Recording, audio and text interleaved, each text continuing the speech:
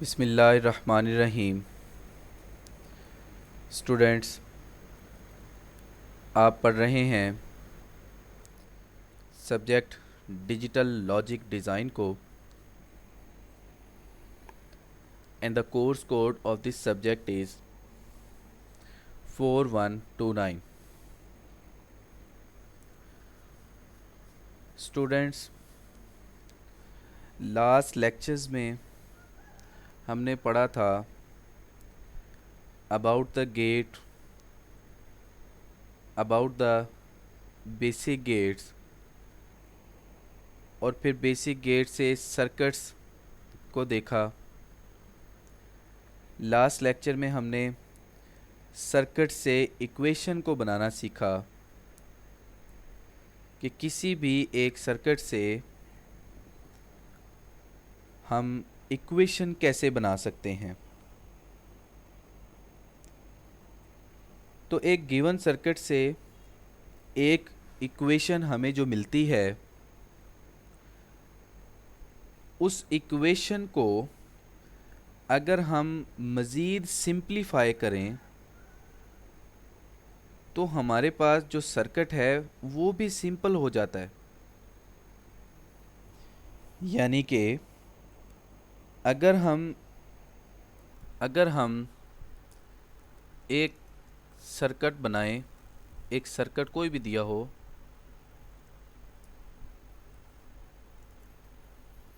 उसकी एक इक्वेशन बनाते हैं।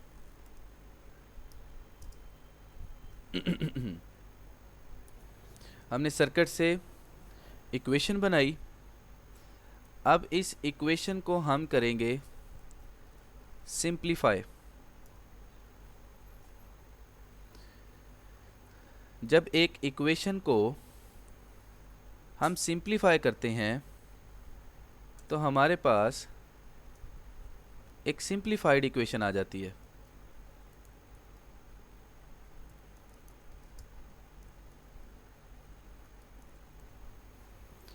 अब सिंप्लीफाइड इक्वेशन से हम दोबारा सर्किट बनाते हैं तो हमारे पास एक सिंप्लीफाइड सर्किट आ जाता है। यानी कि हमारे पास कोई भी एक बड़ा सर्किट हो, हम उस सर्किट से इक्वेशन बनाते हैं। ठीक है, इक्वेशन के बाद हम इस इक्वेशन को सिंप्लीफाई करते हैं। इक्वेशन को हम सिंप्लीफाई करते हैं। अब सर्किट से इक्वेशन बनाई, इक्वेशन को हमने सिंप्लीफाई कर लिया, यानी कि एक बड़ी सारी इक्वेशन से एक छोटी सी सिंपल इक्वेशन हमारे पास बन गई है। फर्ज कर लेते हैं, लेट्स सपोज हमारे पास ये देखें, हमारे पास एक आ जाती है इक्वेशन। सर्किट से एक इक्वेशन हमारे पास जो आती है,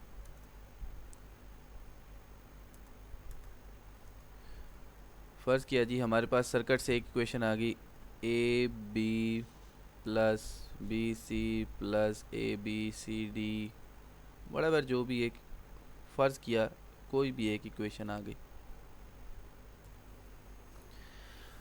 हमने सर्किट से इक्वेशन बनाई है,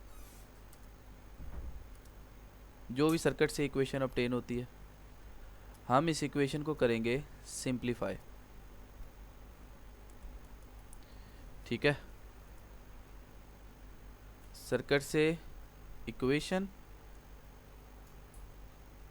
इक्वेशन को हम करेंगे सिंप्लीफाई। सिंप्लीफाई किसे करेंगे? By applying the Boolean rule. Boolean algebra का हम रूल लगाते हैं। ये हम लास्ट लेक्चर में भी पढ़ चुके हैं कि इक्वेशन को सिंपल करने के लिए we use Boolean algebraic rules. Boolean rule लगाने के बाद हम एक कॉम्प्लिकेटेड इक्वेशन को एक सिंपल इक्वेशन बना लेते हैं। लाइक ये कॉम्प्लिकेटेड इक्वेशन थी, इसके सिंप्लीफाइड वर्जन जो है, लेट्स सपोज वर्जन बन गया जी, ऐसे बन जाती है इक्वेशन सिंप्लीफाइड, फ़र्ज़ कर लेते। तो ये कॉम्प्लिकेटेड इक्वेशन से हम ये सिंप्लीफाई इक्वेशन बनाते हैं। सिंप्लीफाइड इक्वेशन आ गई। अब सिंप्लीफाइड इक्वेशन से अगेन हम एक सर्किट बनाते हैं, सिंप्लीफाइड सर्किट। तो इस तरह हमारे पास एक बड़े सर्किट से एक छोटा सर्किट जो है वो ऑब्टेन हो जाता है। ये बड़ा सर्किट था, इससे हमने क्या किया, छोटा सर्किट बना लिया। ये बड़े सर्किट से सिंप्लीफाइड सर्किट की तरफ हम मूव कर जाते। मैं फिर बता रहा हूँ सर्किट को सिंप्लीफाई कैसे करना है। सर्किट से इक्वेशन हमने बनानी है, इक्वेशन को बूलियन रूल्स लगा के या बूलियन रूल अप्लाई करने के बाद इक्वेशन को हम सिंप्लीफाई कर सकते हैं। फिर सिंपल इक्वेशन से ऑब्वियसली एक सिंपल सर्किट बन जाता है। अब स्टूडेंट्स एक बात को याद रखना कि सर्किट चाहे ये वाला कॉम्प्लिकेटेड वाला हो, ये वाला सर्किट हो, ये आप देख सकते हैं, ये सर्किट हो या ये सर्किट हो,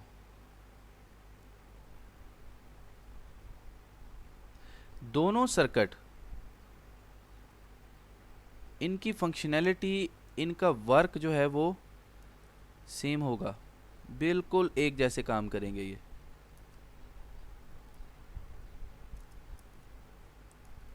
वर्किंग इनकी एक जितनी होगी। सर्किट कॉम्प्लिकेटेड सर्किट से छोटा सर्किट ज़रूर हुआ है, इक्वेशन कॉम्प्लिकेटेड इक्वेशन से एक सिंपल इक्वेशन ज़रूर हुई है, लेकिन इन दोनों सर्किट की आउटपुट और इन दोनों सर्किट की फंक्शनैलिटी एक जैसी होती है। तो डिजिटल लॉजिक डिज़ाइन में एक कॉम्प्लिकेटेड सर्किट से एक सिंपल सर्किट में हम क्यों जाते हैं? काम तो दोनों का एक जितना है, इसलिए हम एक बड़े सर्किट को एक छोटे सर्किट में कन्वर्ट करना चाह रहे होते हैं। तो बड़े सर्किट से छोटे सर्किट में जाने का फ़ायदा, ऑब्वियसली ये सस्ता बन जाता है, इकोनॉमिकल भी होता है, इसमें ख़र्चा कम आता है। बड़े सर्किट में हो सकता है कि हमारे पास बहुत सारे गेट्स लगें, बहुत सारी आईसी यूज़ हों। अगर हम उस सर्किट को बूलियन रूल अप्लाई करने के बाद सिंपल कर लेते हैं तो हमारे पास आईसीज गेट्स कम लगेंगे और सर्किट भी सिंपल हो जाता है और सस्ता बन जाता है। तो सर्किट से हम इक्वेशन बनाते हैं, इक्वेशन को सिंप्लीफाई करने के बाद इस सर्किट से सिंप्लीफाइड सर्किट बना लेते हैं। अब सर्किट से इक्वेशन कैसे बनाते हैं ये हम लास्ट टाइम भी लेक्चर्स में कर चुके हैं कि एक सर्किट से इक्वेशन कैसे बनाते हैं, ये हम लास्ट लेक्चर्स में बहुत बार पढ़ चुके हैं। अब इक्वेशन, एक गिवन इक्वेशन, इसको सिंपल कैसे करना है आज हम इसको डिस्कस करेंगे कि एक गिवन सर्किट से जो इक्वेशन ऑब्टेन्ड होती है इससे हम सिंपल इक्वेशन कैसे बना सकते हैं। So students, let's come towards the point.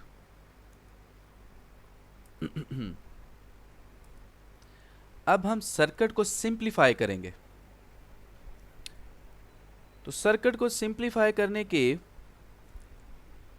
Steps में पहला स्टेप क्या है, सर्किट से हम एक इक्वेशन बनाएंगे।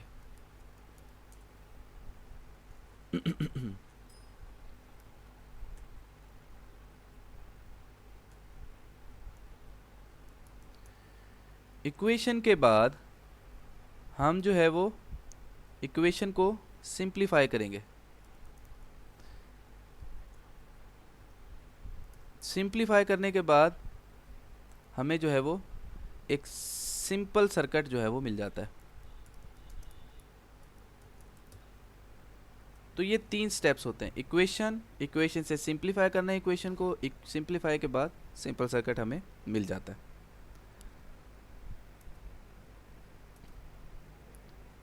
तो how to write a Boolean expression to simplify equation, circuit को सिंप्लीफाई करने के लिए बूलियन एक्सप्रेशन को किस तरह से इम्प्लीमेंट करना है, इसको हम देखते हैं।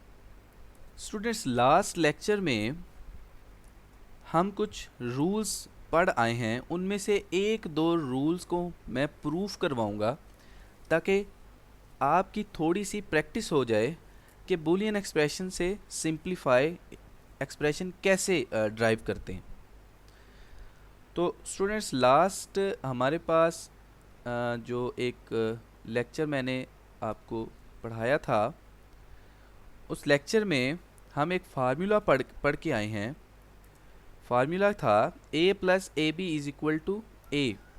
हम ये लास्ट लेक्चर में पढ़ आए हैं a + ab = a। ये हम फार्मूला, ये वाला फार्मूला लास्ट लेक्चर में बूलियन इक्वेशंस में हम ये पढ़ चुके हैं कि अगर हमारे पास a + ab हो तो इसको हम डायरेक्ट a लिख सकते हैं। Now we will move to prove this formula. अब हम इस फार्मूला को प्रूफ करते हैं। कैसे प्रूव करते हैं? हमारे पास a + ab है, ठीक है। हमने ये साबित करना है that a + ab = a। तो हम स्टार्ट करते हैं that a + ab, a को हम a.1 लिख सकते हैं, यानी a को a.1 लिखने में कोई हर्ज नहीं है, यानी a को a.1 हम लिख सकते हैं। जब हमने a को a.1 लिखा तो ये देखें, ये इक्वेशन आ गई। अब इन 2 इक्वेशंस में से क्या चीज़ कॉमन आ रही है स्टूडेंट्स? Kindly see it. एक ये फर्स्ट टर्म है और ये सेकंड टर्म है। इन दोनों टर्म्स में से ये देखें, एक चीज़ कॉमन आ रही है। दोनों टर्म्स में से ये एक कॉमन आ गई,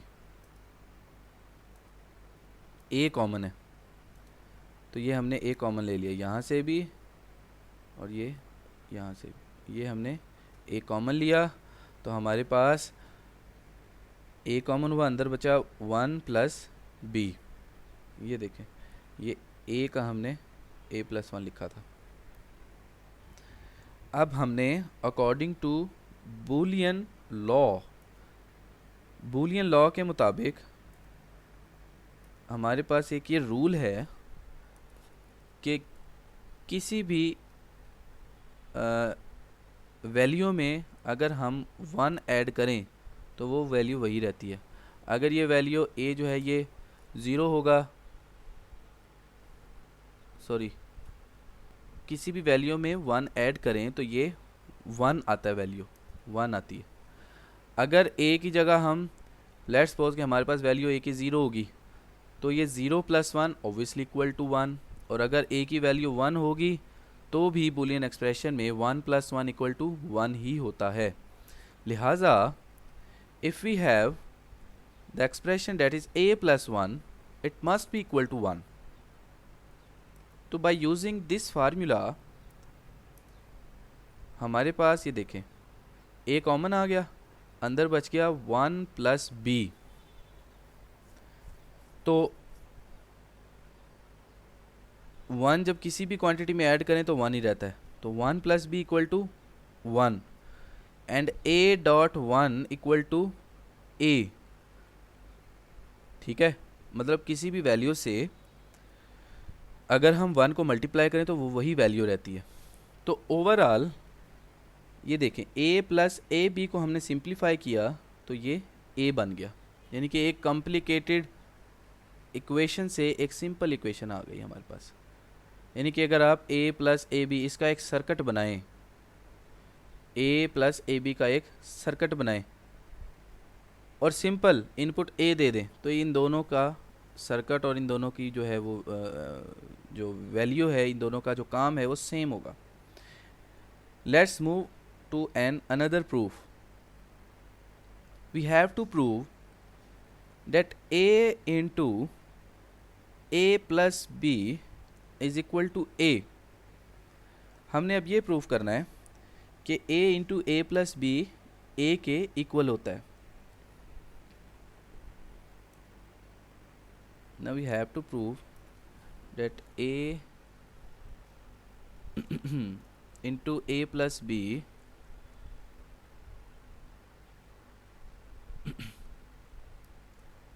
a plus b equal to a. Now we have to prove this. How can we prove this? a into A plus B हमने क्या किया, मल्टीप्लाई कर दें इसको, यानी a dot A then plus then a dot b। I think students you got my point, that a को multiply कर दिया अंदर। Now a dot a equal to a, यानी कि बूलियन एक्सप्रेशन में अगर a डॉट a हो that equal to a and a dot b है a b, वैसे ही आ गया। नो द a, अगर हम a इन दोनों में से कॉमन लें, a into one plus B, a common आ गया, अंदर बच गया वन प्लस b। हम लास्ट अभी प्रूफ में भी ये चीज़ पढ़ आए हैं कि समथिंग, ये देखें अगर किसी भी वैल्यू में हम वन ऐड कर दें तो ये वन ही रहता है। अगर कोई a हो, a वैल्यू में ऐड करें तो ये वन आ गया, अगर हम b वैल्यू कोई भी तो भी वन आएगा। So b plus one obviously equal to one, so we have that 1 plus b or b plus 1 equal to 1, and when a is multiplied by 1 that will remain a। so हमारे पास एक ये formula आ गया, a into A plus B equal to a। Students इसी तरह हम consensus theorem को proof करेंगे।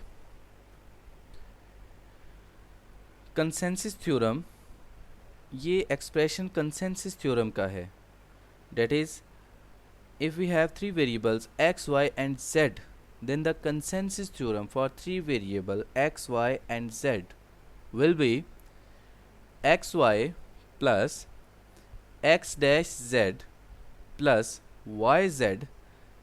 This must be equal to xy plus x dash z, यानी x डैश z ऐसे ही आ गया और xy plus yz equal to xy। Now we have to prove this that xy plus x dash z plus yz is equal to xy plus x dash z। How can we prove this? Let's start it. अब देखें ये एक equation दी हुई है xy plus X dash Z plus, अब ये देखें वाई जेड है, इसके साथ मल्टीप्लाइड बाय वन हो रहा है ना, तो हम इसके साथ x प्लस एक्स प्राइम या x प्लस एक्स डैश को इस तरह से लिख सकते हैं। इससे इसकी इस एक्सप्रेशन के वेट पे कोई फ़र्क नहीं पड़ रहा। स्टूडेंट्स किसी भी चीज़ को अगर हम वन से मल्टीप्लाई कर दें तो कोई फ़र्क नहीं पड़ता, तो x प्लस एक्स डैश ये इक्वल टू वन होता है, ठीक है। तो हमने इस क्वांटिटी को ये देखो इसके साथ मल्टीप्लाई कर दिया, क्यों? क्योंकि ये इक्वल टू वन होता है, तो इसकी वेट पे, इस एक्सप्रेशन के वेट पे कोई फ़र्क नहीं पड़ता, ठीक है। तो अच्छा, उसके बाद मज़ीद इसे सिंप्लीफाई कर लिया। Now X Y plus X dash Z plus, अब ये मल्टीप्लाई हो गया X Y Z plus X dash Y Z. Okay, तो ये देखें X Y plus X Y Z, ये देखें ये और ये इन दोनों को मैंने, ये दोनों टर्म्स को मैंने मैच करके एक साइड पे लिख दिया, ये वाली ये और ये टर्म्स इनको मैंने इधर लिख दिया। और इसी तरह जो दूसरी दो टर्म्स हैं ये वाली और ये वाली, इन दोनों को मैंने यहाँ पे लिख दिया। तो ये देखें ये दो टर्म्स ऐसे आ गई। तो यहाँ से एक्स वाई कॉमन आ गया, अंदर आ गया one plus Z plus X dash Z common आ गया वन प्लस वाई। अब one plus something equal to one होता है, तो ये एक्स वाई आ गया plus one plus Y equal to one, तो ये एक्स डैश जेड आ गया। So this is the consensus theorem. So students, आपको ये कंसेंसस थ्योरम का भी पता होना चाहिए, कंसेंसस थ्योरम की स्टेटमेंट का भी पता होना चाहिए, and you must know about how to prove the consensus theorem. तो कंसेंसस थ्योरम के प्रूफ के बारे में भी आपको पता होना चाहिए। स्टूडेंट्स, नेक्स्ट हम जो नेक्स्ट लेक्चर में हम एक सर्किट बनाएंगे, सर्किट से इक्वेशन बनाएंगे, इक्वेशन को सिंप्लीफाई करेंगे और सिंप्लीफाई करने के बाद फिर जो है सर्किट बनाएंगे। तो नेक्स्ट लेक्चर में हम फिर मज़ीद फर्दर पढ़ेंगे। आज के लिए इतना ही काफ़ी है, नेक्स्ट लेक्चर में फिर हम फर्दर डिस्कस करेंगे। Thank you.